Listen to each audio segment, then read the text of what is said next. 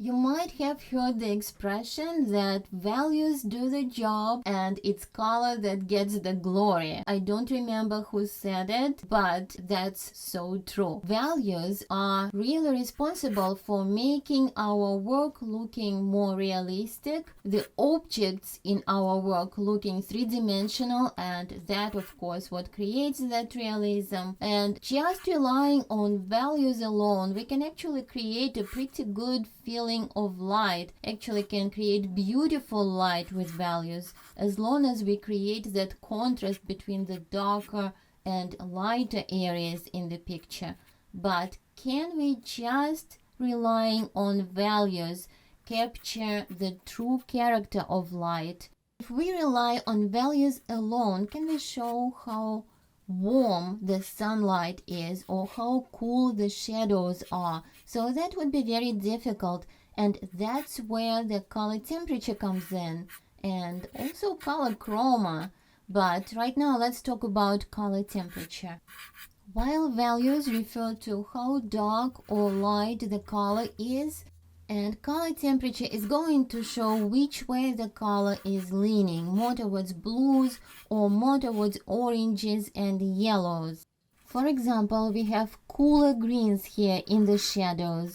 Those are leaning more towards blues, like blue greens, and those greens that are sunlit on top of the trees, those actually have more orange, more yellow in them, and they are warmer greens. So while it's possible to show the sunlight on an object just by changing the value, if we actually take the color temperature into account, we also will show the quality of light. So if I just use cooler light green in that area, it's not going to produce the same effect as when I'm using this nice kind of lime green on the sunlit part of the bush or the tree. So those warmer greens really show off the warmth of the sunlight on them. And also, if we take a look at the house itself, for example, we see the shadow side, which is more blue, and we also see the side that's not directly sunlit, but it's still quite a bit lighter. It's kind of side lighting. So if we just use the darker and lighter blue, and even darker blue, it's kind of light mid-tone, I would say, in the shadow, because it is a white house. And if we just use different values of blue, it's not going to give the same impression as we see in the scene.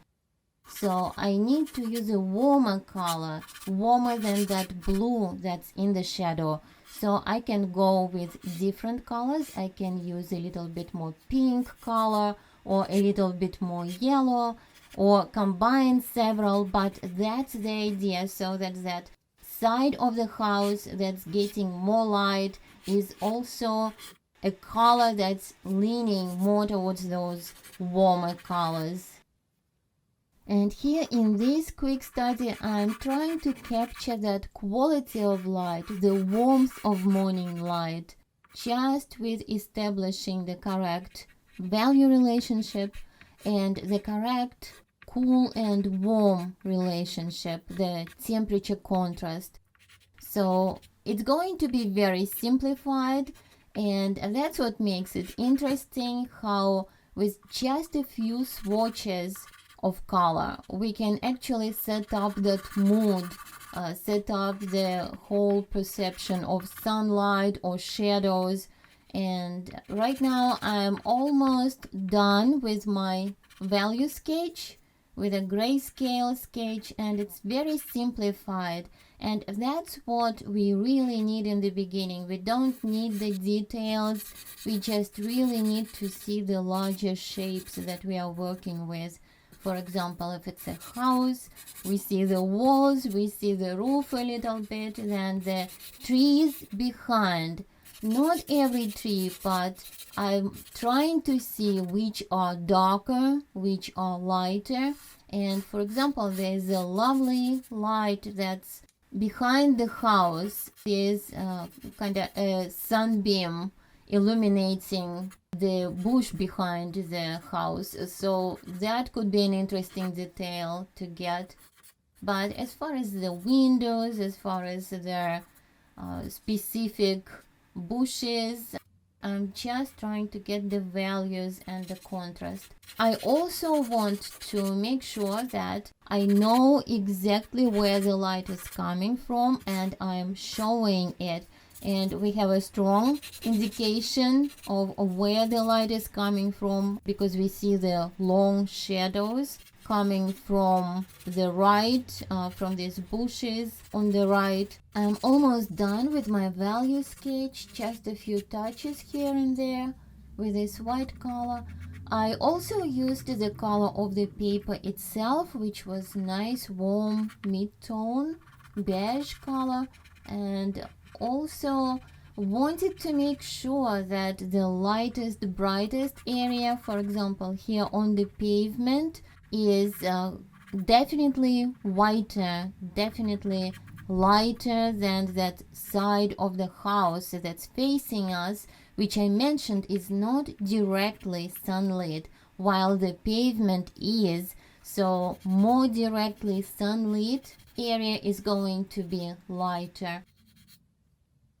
And that's pretty much it. The areas of the shadow also right next to the object that is casting the shadow are darker, and then as they recede they are becoming lighter. So I wanted to kind of show that as well, and maybe with my color I also will take that into consideration. And here the windows, a few windows actually reflect some light, so that's why I used the white there.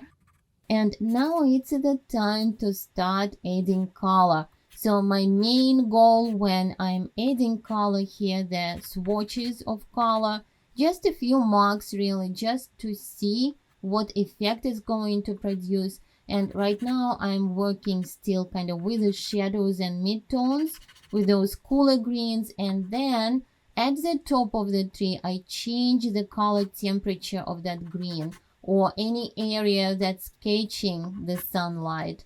So that already a step towards creating that more realistic light in the picture.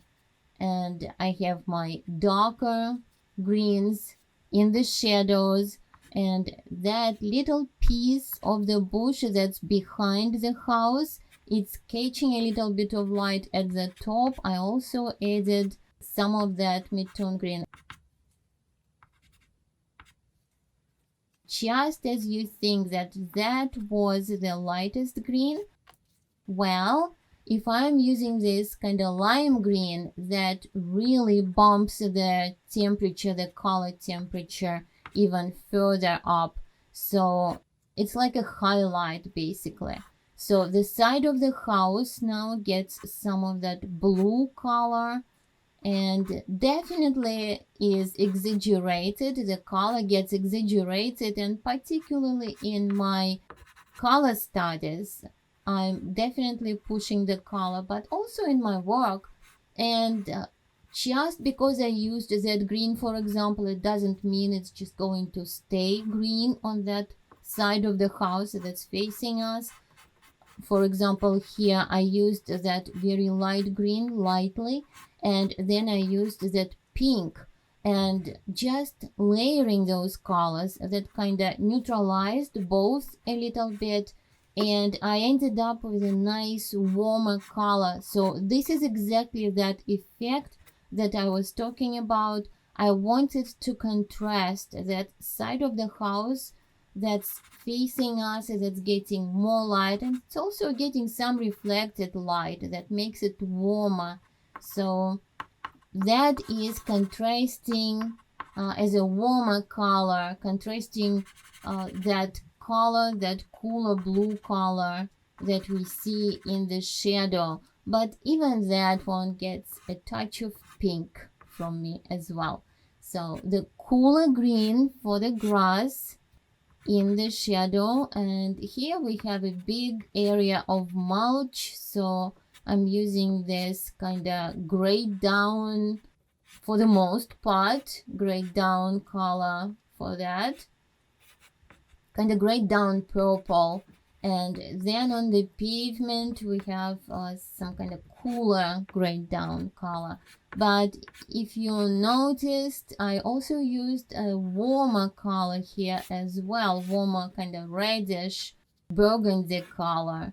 So that is for the areas where we have maybe like a little bit more dappled light, and just warming it up a little bit.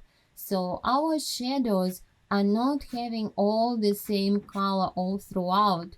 There are also some variations. There's dappled light. That's where kind of the borders of that color get a little bit more light, and that's why just a touch of that warmer pink kind of creates that idea. And yes, some people can look at it and say, well, I don't see it. It's okay. You can definitely go with more kind of local color that you see, but I like to push the color further, so it's kind of creates that effect on steroids. And now here, just a touch of that blue reflected from somewhere that we see in those two windows particularly.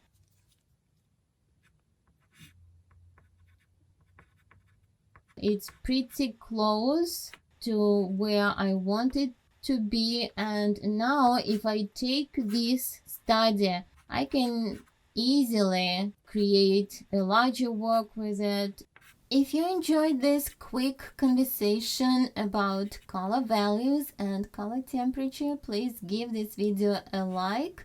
That helps me, that will tell YouTube to show it to more people.